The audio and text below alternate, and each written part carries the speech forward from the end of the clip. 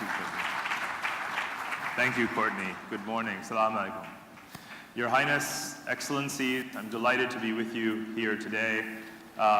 Friends of Sharjah and those who are first-timers, everyone should surely recognize this building. If you haven't been there, then you should pay it a visit during your time here. I know this building and I know this emirate because I was almost born here.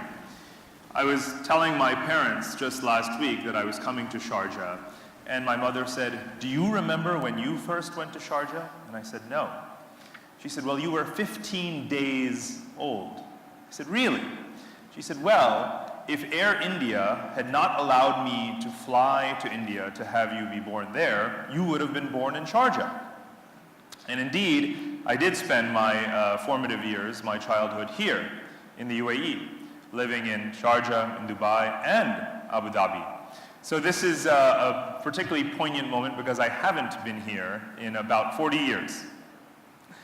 But over the course of the years that I've been returning to the U.A.E., I have witnessed this country evolve, and evolve very, very significantly, into something what I call a cities state.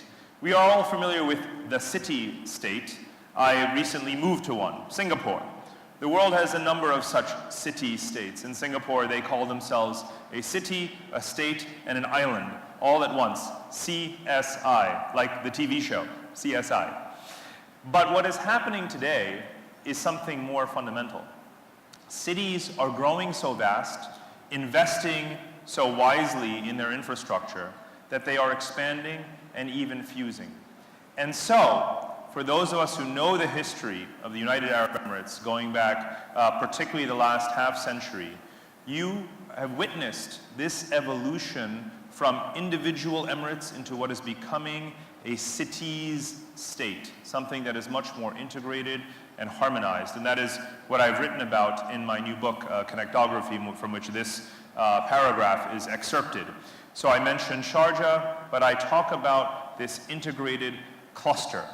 And as I mentioned, the entire world is evolving in this direction. Humankind has become an urban species. More people live in cities than outside of cities. And as I mentioned, these cities are starting to cluster. And here is a satellite image that shows you just this immediate region. You can see, of course, the Nile River Delta. Most of Egypt's entire population is concentrated in that northern delta cluster between Cairo and Alexandria. Now look at our region right here. We are witnessing the principal coastal cities of the Gulf region fusing together into this lit up, connected corridor. Now, when I was a child here, I do remember long drives from Abu Dhabi all the way to Khorfakan. And today, back then, the distances felt so long. It felt like such a long stretch. And now, as you all know, it has become so much more urbanized, so much more connected. And here there is an opportunity with the further integration of the GCC, which I very strongly advocate, with the ability to have comparative advantage and sharing the division of labor across the Emirates, a chance to make the most of the proximity, to bring down any of the internal barriers to customs, to logistics, to mobility, to the transfer of energy, and so forth. All of the things that have helped to get us to this point, we can take it one further step across the region, across the countries of the region, and form this, what I call this necklace, if you will, this archipelago of the Gulf cities that will truly be one of the main urban centers of the world, and certainly one of the most economically dynamic and vibrant. Indeed, the U.A.E. does have one of the fastest growing populations in the entire world, and as His Highness said, it is about people. At the end of the day, what makes a country attractive to investors is people. I'm going to show you a lot more about that. What is happening most fundamentally, and in here I want everyone to take not just a 5-year view or a 10-year view, but a 60,000-year view. What has been happening is that we are evolving how we use the world. From the first wanderings of man and migrations out of Africa and across the world, when we thought about the world primarily in terms of natural geography, the simplest of maps and globes, where blue is the oceans, brown is the deserts, green is the forests. So far, so good. But in the 20th century, what has really come to shape our mentality is political geography, how we divide the world. We have inherited the world of arbitrary political divisions shaped by the British Empire, the French Empire, and others.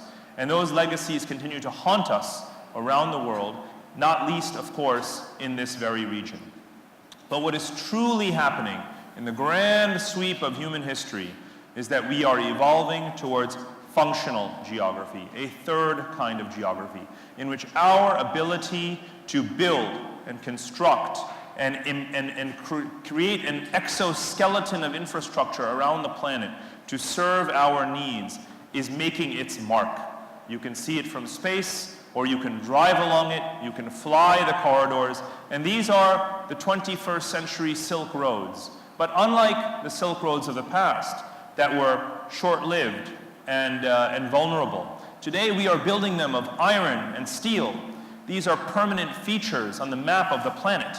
And particularly in the last 100 years, we have been engaging in this topographical engineering of the world.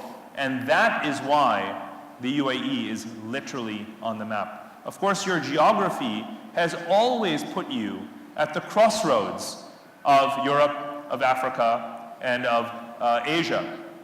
But you cannot take advantage of your geography without investing in connectivity.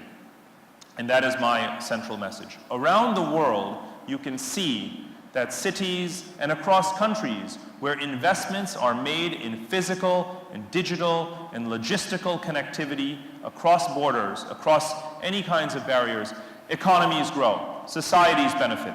I'll give you two examples of this shift from political to functional geography. The first is the Pearl River Delta region of southern China. Now, since the establishment of Shenzhen as a special economic zone in 1979, and of course the handover of Hong Kong from British to Chinese control in 1997, there have been many different kinds of legal status that the southern Chinese cities, such as Hong Kong, Shenzhen, Macau, and others have with respect to Beijing. But even as that political status remains contested, functionally, they are growing together into one of the largest mega-city clusters in the entire world. A population that is approaching 75 million people, a GDP that is approaching $2 trillion. That is about the same as the entire country of India today. So you can see the benefits of urbanization, demographic concentration, and infrastructure investment in such a small geography. The same thing is happening on the right side. You can see what is called the growth triangle: Singapore, Malaysia, and Indonesia. What is happening, or been happening since the 1970s, is that these three countries, despite their colonial legacies, despite the animosities that they had vis-a-vis each other after independence, have graduated from first to second and even third generation of leaders who are realizing that never mind the problems of the past. We need to functionally integrate. And this is economics in its purest form.